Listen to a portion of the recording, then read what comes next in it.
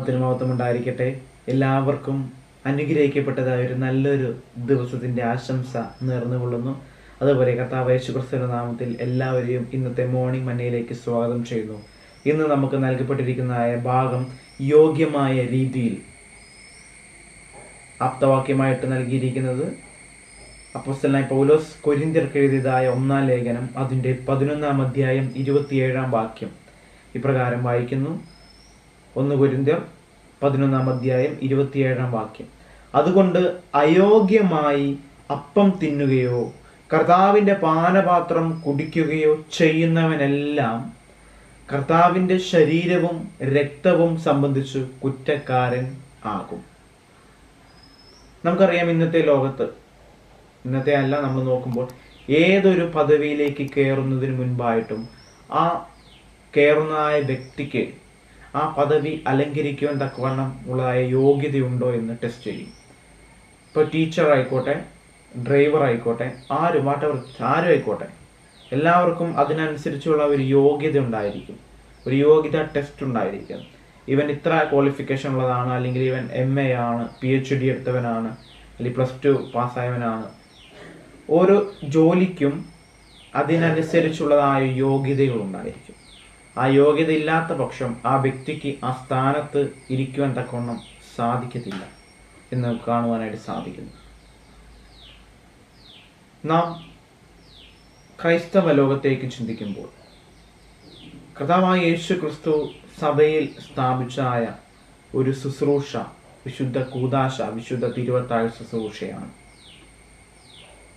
കർത്താവിൻ്റെ വരവ് വരെയും കർത്താവിൻ്റെ ക്രൂശ് മരണത്തോട് ഏകോപിപ്പിച്ച് അതിനോട് ഓർമ്മയുള്ളവരായിട്ട് ആ ഓർമ്മയെല്ലാം പുതുക്കി വീണ്ടും വീണ്ടും കർത്താവ് യേശു ക്രിസ്തു എന്തിനു വേണ്ടി കാൽവറിയിൽ യാഗമായി തീർന്നു, എങ്ങനെ ആ കഷ്ടതകൾ അനുഭവിച്ചു എന്നൊക്കെയും ഒരു ഓർമ്മപ്പെടുത്തൽ എന്ന രീതിയിൽ നമ്മളെ തന്നെ ശുദ്ധീകരിച്ച് ഓരോ തവണയും ഈ വിശുദ്ധ തിരുവത്താഴ ശുശ്രൂഷയ്ക്കായിട്ട് നാം കടന്നു പോകുന്നുണ്ട്.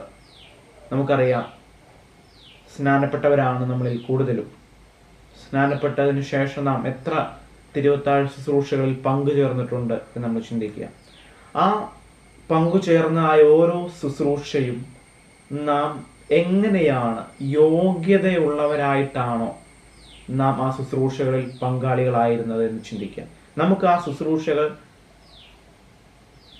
ശുശ്രൂഷകൾ നിർവഹിക്കുവാനും ആ ശുശ്രൂഷകളിൽ പങ്കാളികളാകുവാൻ തക്കവണ്ണം നമുക്ക് യോഗ്യതയുണ്ടോ നമ്മൾ മനസ്സിലാക്കുക.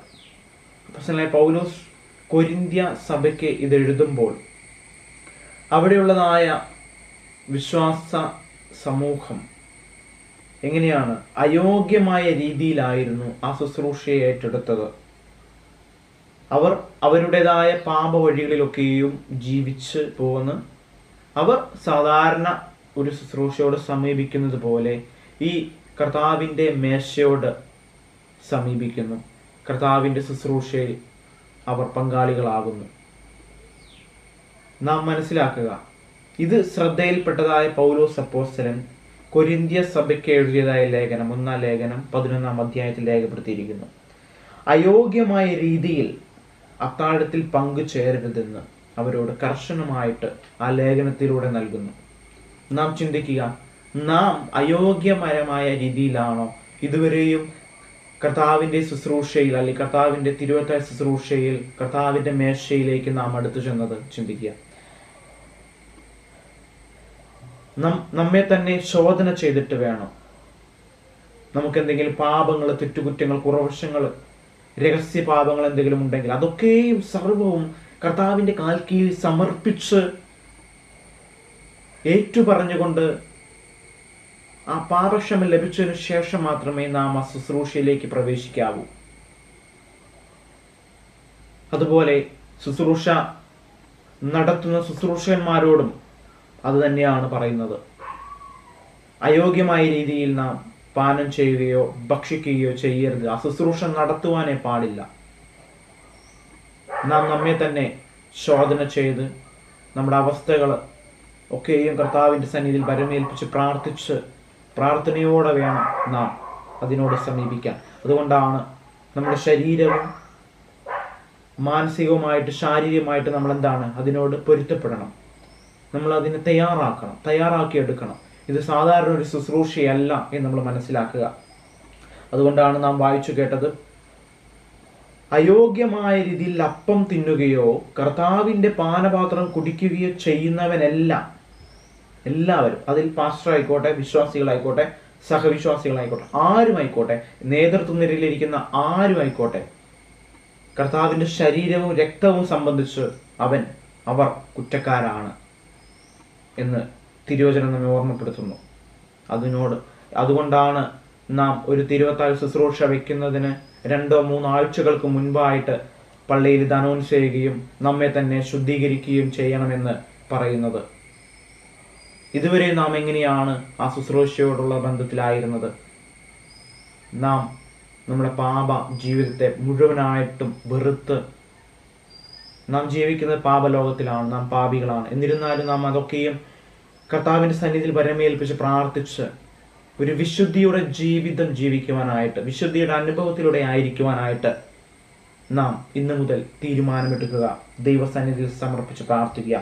കർത്താവിൻ്റെ മരണത്തെ അനുസ്മരിക്കുന്ന അപ്പവും മുന്തിരിച്ചാറും കഴിക്കാൻ നിങ്ങൾക്ക് ഉയർന്ന വിദ്യാഭ്യാസ യോഗ്യത ആവശ്യമല്ല.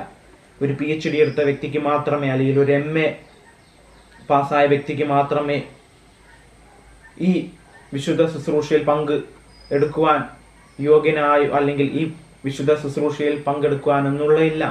ആർക്കും എടുക്കാം. പക്ഷേ നാം നമ്മെ തന്നെ ദൈവസന്നിധിയിൽ സമർപ്പിക്കണം. അതിന് വലിയ ക്വാളിഫിക്കേഷൻ്റെ ആവശ്യമില്ല. പക്ഷെ നമുക്കൊരു യോഗ്യത ഉണ്ടായിരിക്കണം. നാം നമ്മെ തന്നെ ശോധന ചെയ്ത് സമർപ്പിച്ച് ദൈവസന്നിധിയിൽ പൂർണ്ണമായി സമർപ്പിച്ച് പ്രാർത്ഥിക്കുക.